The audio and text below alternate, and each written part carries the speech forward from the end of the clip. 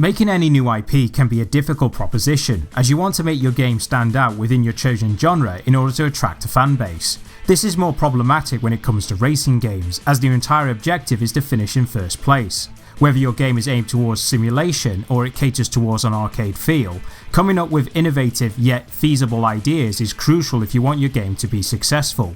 Developed by Psygnosis and released for the PlayStation and PC, Rollcage is an arcade futuristic racing game which the cars are able to drive on walls and ceilings at immense speeds. Is it fun or not? Let's find out. One of the main features is the cars can drive both ways up, as the tyres are oversized, allowing the vehicles to drive on the walls and ceilings as I mentioned earlier. This mechanic wasn't implemented into the game for show, the tracks encourage this as there are speed pads and power-ups to exploit. Rollcage has a number of game modes to choose from, but you'll be spending most of your time in League mode, which you'll race through 3 championships. In order to unlock the other leagues, you'll need to win all the races within the current league you're in to progress to the next tier. The game starts on the easy difficulty, but by completing the 3 leagues you'll unlock hard difficulty.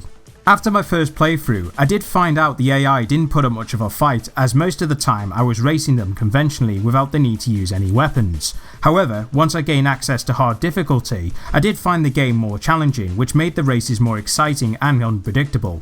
Furthermore, if you beat all 3 leagues on this setting, you'll unlock an additional character to use, which is a nice bonus. Speaking of characters, there are a handful of avatars to choose from, with each having their strengths and weaknesses, although during my experience I felt there wasn't much difference in terms of top speed, acceleration and strength. However, I found that going with a card that had well-rounded attributes was the way to go. As with any racing game, your main objective is to finish in first place, but it doesn't have to be done conventionally.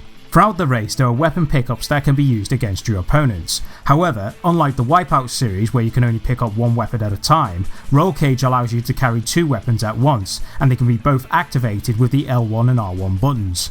These can range from offensive weapons like missiles and rockets to defensive pickups like turbos and shields. Furthermore, these power-ups can be used on the environment, as certain buildings can be destroyed to create debris on the track. While the destructible environment may not look special by today's standards, what the developers were able to achieve towards the end of the PlayStation's life cycle is a sight to behold. There are only 4 environment types in the game, ranging from the tropical islands of Harpoon, the snowy landscapes of Sapphire, the futuristic city of Kyoto, and finally the reddish planet of Outworld. Despite being 4 locations to race around in, Rollcage has a variety of different tracks to keep the gameplay fresh, and some circuits have shortcuts to take advantage of. The car models are nicely detailed, the particle effects are stunning, and the colour palette makes the environment vibrant. Aside from what Rollcage does right, the game does have some problems. First of all, due to the short wheelbase of the vehicles, it's easy to lose control of your car, even if you make slight contact with either the environment or with another competitor.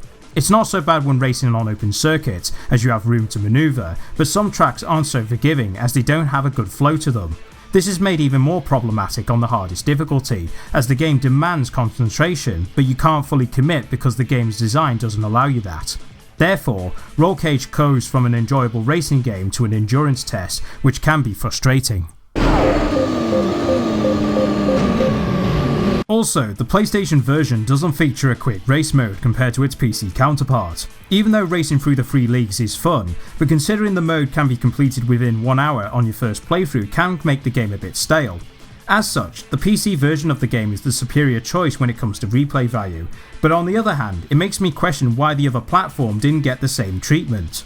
Multiplayer does alleviate this issue to some extent, and there are bonus features to unlock, but if you're playing solo like I was, you'll find the game feels a bit short.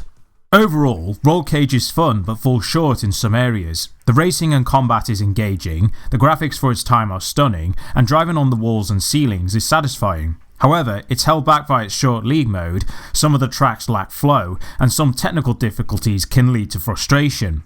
Rollcage is still a good game, but not a great one.